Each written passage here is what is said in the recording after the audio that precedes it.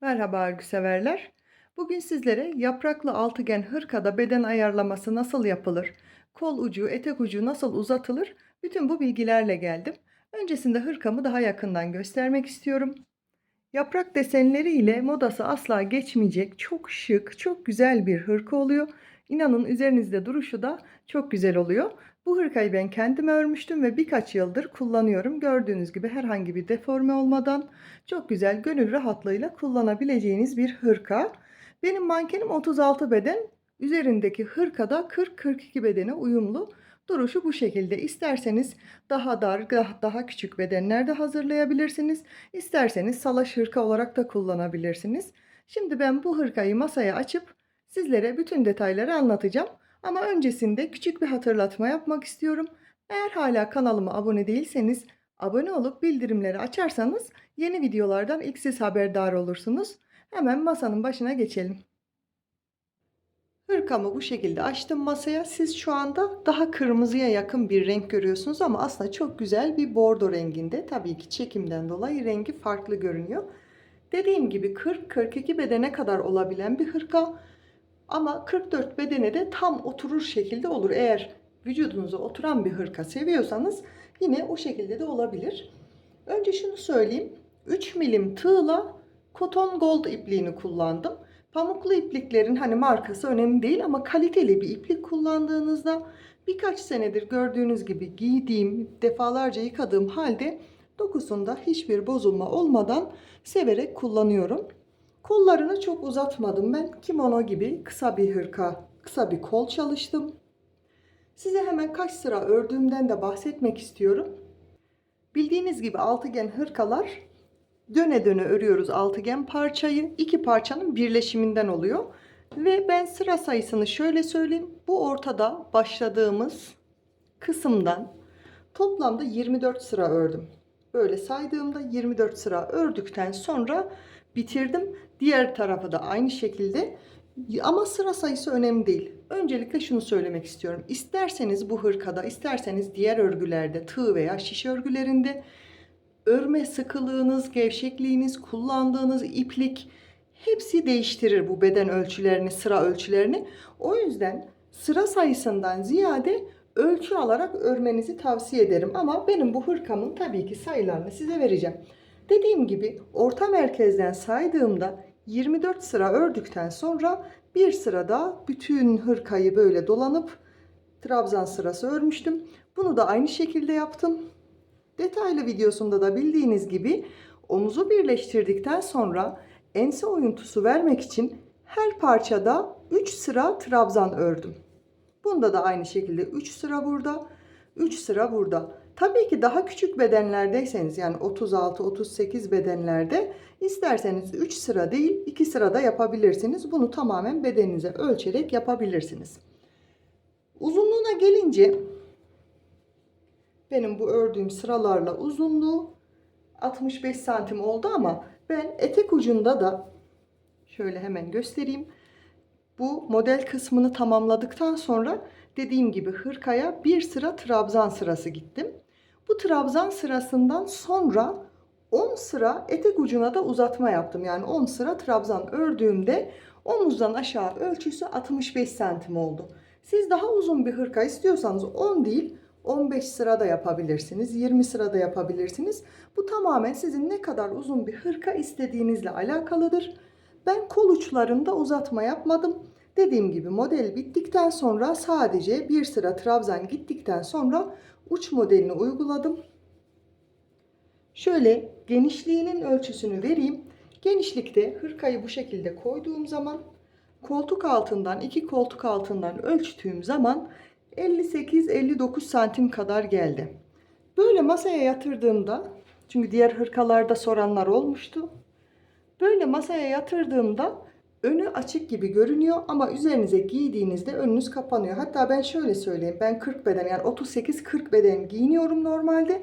Bu bana bol geliyor. Şöyle kapattığım zaman eğer kapatarak kullanırsam üst üste binme payı da var burada. Kolunun uzunluğunu da söyleyeyim size. Kolunun uzunluğunu da hemen şu kısımdan alıyorum. Kenar modeli vardı bildiğiniz gibi yelpaze modeli. Oradan tutup diğer uçtaki yelpaze modeline kadar ölçtüğüm zaman 52 santim geliyor. Bu da benim dirseğimden biraz aşağıdaki kısma kadar geliyor. Ben bu haliyle çok sevdim. Hani siz daha da uzatmak isterseniz tıpkı etek ucunda yaptığımız gibi döne döne trabzan sıraları örebilirsiniz. Şimdi bu hırka nasıl örülüyordu? 2 tane altıgen hırkayı örüp arkadan ben kaydırma işlemiyle birleştirdim. Siz dikerek de yapabilirsiniz. Mesela burada da omuzunda dikerek birleştirdim. Görüntüsü bu şekilde. Sizin kolayınıza nasıl geliyorsa o şekilde birleştirebilirsiniz. Bedeni nasıl ayarladım? Yani siz de örerken bedeni nasıl ayarlayacaksınız? Biraz ördükten sonra ben ilk ördüğüm altıgen hırkayı da o şekilde yaptıktan sonra ikincisinde zaten hemen hemen beden ölçüsü çıkıyor. Birkaç sıra fazla eksik yaparak yapabiliyoruz ama şöyle hesaplayabilirsiniz. Parçayı ördünüz, bir tanesini ölçtünüz. 25 santim geldi. Diğer parça da aynı sırada örülmek zorundayız ya, hani eşit olması için. 25 santim geldiğinde 50 santim bizim genişliğimiz olacak. Ama arkaya da her iki parçaya da üçer sıra gittiğimiz zaman onu da hesaba katmanız gerekiyor. Yani bu 3 santim 3 sıra, şöyle hemen ölçeyim. Şu hırkanın bittiği yer 3 santim, ben de burada tam birleşme noktasında 3,5 santim olmuş. Yani hesaplarken şöyle yapacağım. Ördüm. 20-25 sıra ördüm. Burası 25 santim geldi. Arkaya ense payı verdiğim ne oluyor? Onu da ekliyorum. 25, 3,5 daha 28,5-29 santime denk geliyor. O zaman diğer parçam da aynı şekilde olacak. Bunu da bedenime nasıl ayarlayacağım? Bedeninizi ölçün.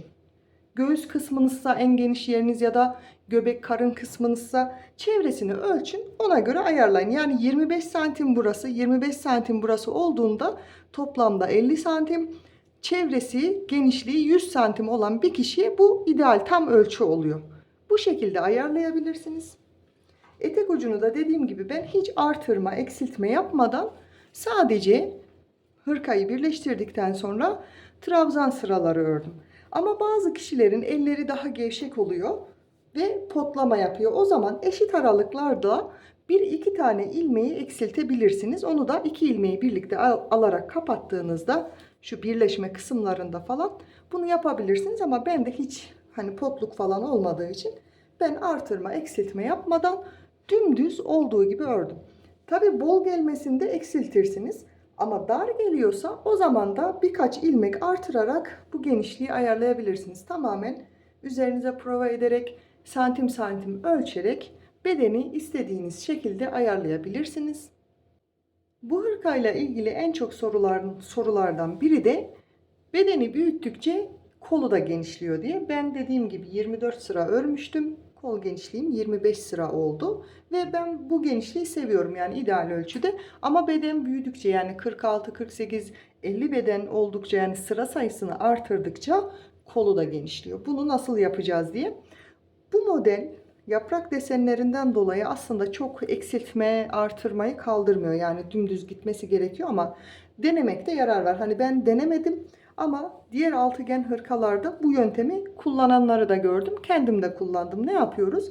Altıgen parçamızı örerken daha birleştirmeden önce istediğimiz genişliğe geldikten sonra kola gelen kenara ayırıp o kenarda artırmaları yapmayıp eksiltme yapılabilir.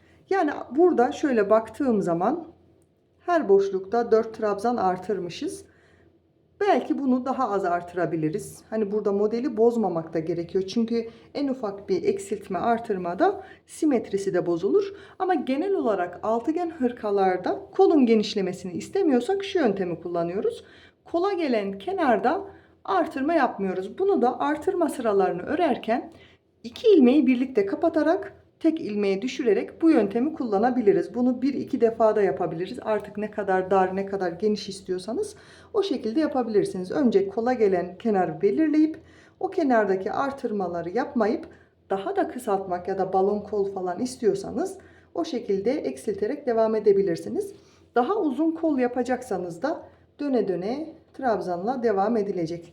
Dediğim gibi altıgen hırkalar eşit parçayla örüldüğü için biraz kolları geniş olabiliyor. Ve bu da ona çok güzel bir hava katıyor bence. Hani kimono tarzı, baharlık, yazlık çok güzel bir hırka oluyor. Ama eksiltmek istiyorsanız buradaki trabzan kısmından eksiltmenizi yapabilirsiniz. Kol detayından bahsettikten sonra da ne kadar ip kullandım hemen ondan bahsetmek istiyorum. Çok net hatırlamıyorum ama bu ölçüdeki hırka için 6 yumak ip kullandığımı hatırlıyorum ama emin değilim. Hani birkaç sene oldu dediğim gibi. Detaylı anlatım videosundaki gördüğünüz hırkada 36 beden kısa bir hırkaydı. Yani o bu kadar uzun ve geniş bir hırka değildi. Onu 3 yumaktan çıkardım. Yani siz ortalama 38-40 beden bir hırka için 5-6 yumak ipinizi hazırlayın ki sonradan aldığınızda ton farkı, renk eşitsizliği falan olmasın. Dediğim gibi ben 3 milimle ördüm ama eliniz sıkıysa 3,5'la da örebilirsiniz. Eliniz çok bolsa 2,5-2,75 ile de örebilirsiniz. Bu tamamen elinizin ayarına göre ve bu hırkayla ilgili ve genel olarak hırkalarla ilgili şöyle bir bilgi vermek istiyorum. Çok sıkı ördüğünüz zaman eskiden Konya'da demir tığlar vardı. Onlarla örülürdü örgü. Hala o şekilde örenler de var görüyorum. Çok sıkı ördüğünüz zaman üzerinize giydiğiniz zaman şöyle dökümlü durup vücudunuzun kalıbını almaz. Çünkü sert sert olur. Sıkı örüldüğü zaman dökümlü o duruşunu sağlayamazsınız. O yüzden hafif böyle çok fazla da değil ama hafif gevşek örmenizde, serbest bir örgü yapmanızda fayda var. Genel olarak bütün hırkalar için bu geçerli. Şöyle göstereyim, yumuşacık. Üzerime giydiğim zaman dökümlü duran, asla dimdik böyle hani kalıp gibi durmayan, güzel bir duruşu olan hırka elde etmiş olursunuz. Bu son bilgileri de verdikten sonra benim bu hırka hakkında söyleyeceklerim bu kadar. Ama sizin merak ettiğiniz, sormak istediğiniz şeyler olursa yorumlarda yazarsanız oradan hemen dönüş yapıp cevap veririm. Eğer videomu buraya kadar izlediyseniz beğenip yorum yapmayı unutmayın. Yeni videolarda görüşmek üzere. Hoşça kalın.